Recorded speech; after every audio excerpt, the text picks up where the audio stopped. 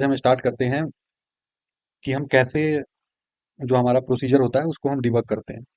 तो इसके लिए सबसे पहले हमको क्या करना पड़ेगा कि एक हमें कनेक्शन बनाना पड़ेगा। तो मैं सबसे पहले इनको काट देता हूँ, फिर यहाँ पे कट करने के बाद मैं यहाँ पे जाता हूँ व्यू के अंदर।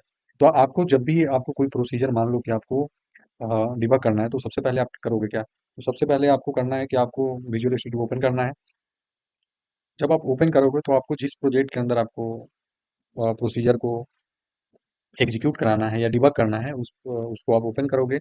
देन आप व्यू में जाओगे। व्यू सेक्शन के अंदर जाने के बाद आपको एक सर्वर एक्सप्लोरर का ऑप्शन आएगा। इस पे आप क्लिक करेंगे तो आपको ऑप्शन दिखेगा डेटा कनेक्शंस। इस पे आप क्लिक करना और देन आपको क्या करना है, ऐड कनेक्शन। ऐड कनेक्शन करने के बाद आपको इस तरह से एक अलग सा पॉपअप विंडो खुल के आएगा। इसमें आपको एक रिफ्रेश करना है। बेसिकली हमको अपना जो एसक्यूएल सर्वर है उसको कनेक्ट करना है यहाँ पे। तो उसके लिए हम क्या कर रहे हैं, सबसे पहले हम सर्वर को सर्च कर रहे हैं कि हमारे डेटाबेस के अंदर कौन कौन से सर्वर हैं। तो हमें मिला ये वाला सर्वर। मैंने इसी सर्वर के अंदर अपना एक प्रोसीजर बनाया हुआ है इस सर्वर के डेटाबेस के अंदर। तो मैं यहाँ पे गया और ये सिलेक्ट कर लिया। देन मैं यहाँ पे जब क्लिक करता हूँ, आया है कनेक्शन तो हमारा सक्सेसफुली एस्टेब्लिश हो गया है। लेकिन एसएसएल का कुछ इशू बता रहा है, तो मैं यहाँ पे ट्रस्ट सर्वर सर्टिफिकेट कर देता हूँ। और देन मैं यहाँ पे आता हूँ, फिर से मैं सेलेक्ट करता हूँ डेटाबेस कौन सा है मेरा। देन ये विजुअल हो गया। डेटाबेस सेलेक्ट कर लेता हूँ और डेटाबेस सेलेक्ट करने के बाद मैं कनेक्शन को टेस्ट कर लेता हूँ। टेस्ट कर लिया, सक्सीडेड। देन मैं ओके पे क्लिक कर दूंगा।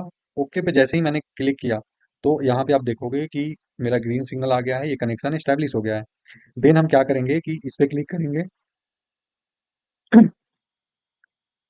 तो हमारा जो भी टेबल प्रोसीजर इस पर्टिकुलर सर्वर के अंदर था वो सब यहाँ पे विजुअल होगा। तो हमें प्रोसीजर को डिबग करना है, तो मैं प्रोसीजर सेक्शन के अंदर जाऊंगा। तो मेरे पास एक प्रोसीजर ये वाली है, मैं इस पे राइट क्लिक करूंगा। राइट क्लिक करने के बाद मैं एग्जीक्यूट करूंगा।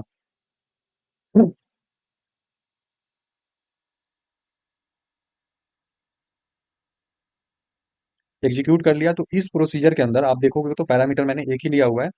और मैं इस पैरामीटर में यूजर नेम डाल देता हूँ रमेश। और जैसे ही मैं रमेश करके यहाँ पे क्लिक करता हूँ, ओके करता हूँ, तो ओके ओके इसने मेरे को एक जो डेटा था उसको यहाँ पे शो करा दिया।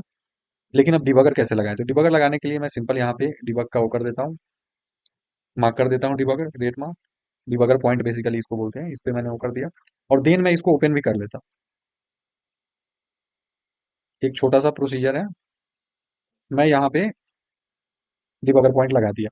यानी दो जगह डिबगर पॉइंट लगाया मैंने, एक इस वाले में और एक ओपन करने के बाद यहाँ पे। तो मैं यहाँ पे जाता हूँ जो पहला वाला था, और इस पे जाने के बाद मैं क्या करता हूँ कि एग्जीक्यूट एग्जीक्यूट के बगल में एक एरो का निशान है, इस पे क्लिक करूंगा और मैं करूंगा एग्जीक्यूट विथ डिबगर। यहाँ पे क्लिक करने के बाद डिबगर पॉइंट हिट किया। मैं F10 करूंगा और F10 करने के बाद मैं उस वाले विंडो पे जंप कर जाऊंगा। आप देखोगे यहाँ पे आ जाएगा। अब यहाँ पे आने के बाद ये करता क्या है, ये करता है आपका जितने लाइन ऑफ कोड है उसको आप यहाँ पे वन बाई वन, जैसे आप कोड को डिबग करते हो वैसे आप अपने प्रोसीजर को भी डिबग कर सकते हो। तो मैं फिर से F10 कर देता हूँ। F10 करने के बाद फिर से मैं यहाँ पे आ गया और फिर F10 किया तो फिर से मेरा ये जो रिजल्ट था वो आ गया।